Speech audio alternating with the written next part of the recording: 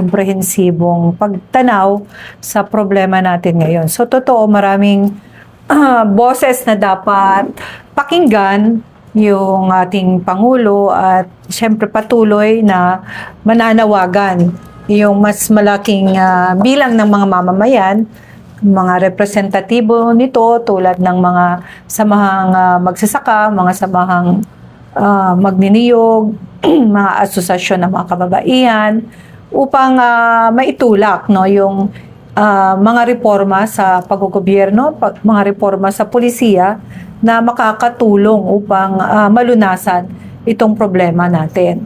Na sabi natin na sa ilalim ng administrasyon ng Pangulong Bongbong Marcos ay naihapag nitong mga representatibo, no, yung kanilang mga panawagan. Kung kaya't sa ngayon ay umaasa, no, na ang mga programang inihapag ay mabibigyan ng realidad. So, punta tayo doon sa parang kawalan, no, nung pagdinig dito sa mga panukala tulad ng sinabi kanina ni Kaed, nakadalawang beses silang nag-set ng dialogo sa Department of Agrarian Reform upang mabigyang solusyon ng 15 kaso, subalit hindi sila nilabas. So, at yung kwento naman yung presentasyon ni Dindrene Ofreneo na mukhang napapakinggan na yung mga representatibo ng mga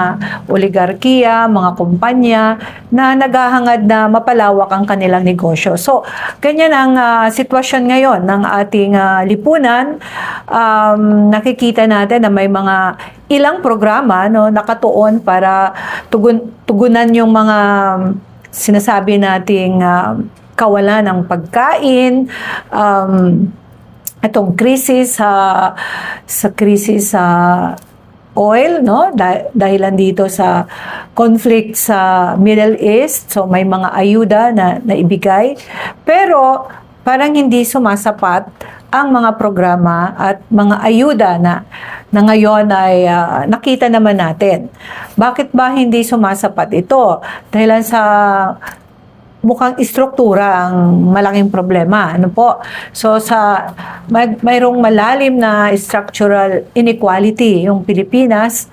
Dulot pa ito nung pagiging kolonya at pagkatapos ng mga colonizing governments nung umalis na sila, hanggang ngayon ay na-entrench pa rin yung paggogobyerno ng mga elite na sila yung nagre-represent ng mga malalaking negosyo, malalawak na kalupaan, na yung mga reforma na isinagawa tulad ng Agrarian Reform Program sa panahon ng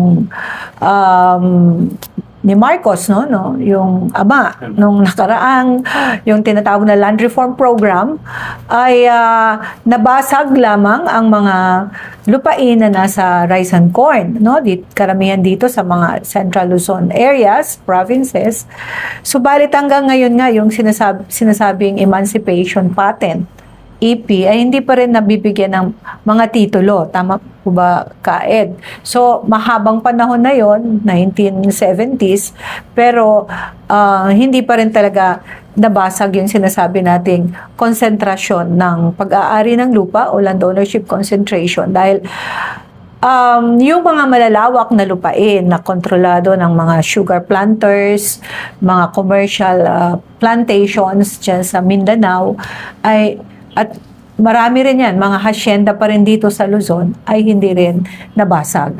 At yun ang pinag-uugatan ng sinasabi nating conflict o land conflict, kaguluhan. Kasi ang mga magsasaka, Siyempre, sa Constitution, noong 1986 Constitution, na yung nagmamayari ng lupa, dapat makuha nila yung benepisyo mula dun sa lupa. Kaya nga mayroong Comprehensive Agrarian Reform Program, ibabalik yung ownership ng mga lupain na yon sa mga magsasaka. Subalit ngayon, halos more than 1.4 million hectares pa rin ang walang titulo. So, at yung mga nabigyan naman ng CLOA at sabihin natin nagkaroon ng titulo, naghihikahos pa rin ang sitwasyon. Bakit?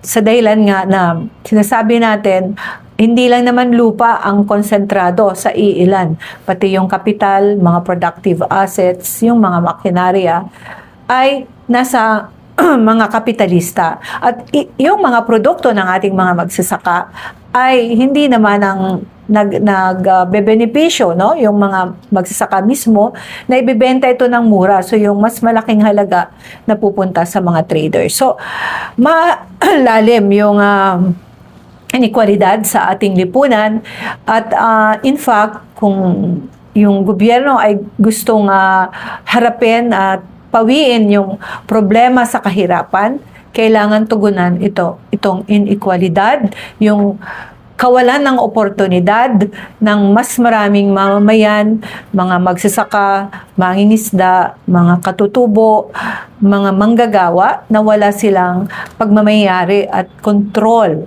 doon sa kanilang mga produktibong lupa, assets, kapital. Mangyayari ba yun sa ngayon? Ito, ang banggit nga ni Kaed, meron na silang pag hinahapag, subalit di pa rin sila napapakinggan. Mayroon ding, kasi ang trend nga, and even yung pag,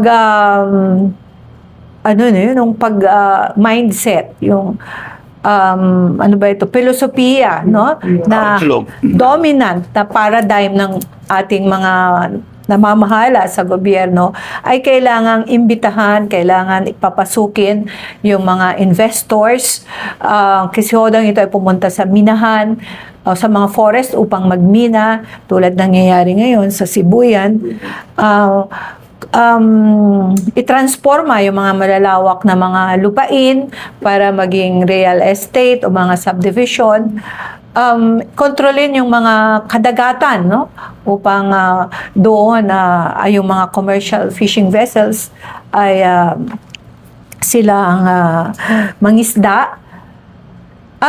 Ang malalawak na agricultural na lupain ay taniman ng mga pang-commercial, no? Pang-export na mga produkto sa halip na pangkain ng ating mga mamayan. So, ang nangyayari, dahilan sa pulisiyan na yon, no? At mismo yung mga representatibo ng ating sa ating pamahalaan ay sila din yung mga negosyante.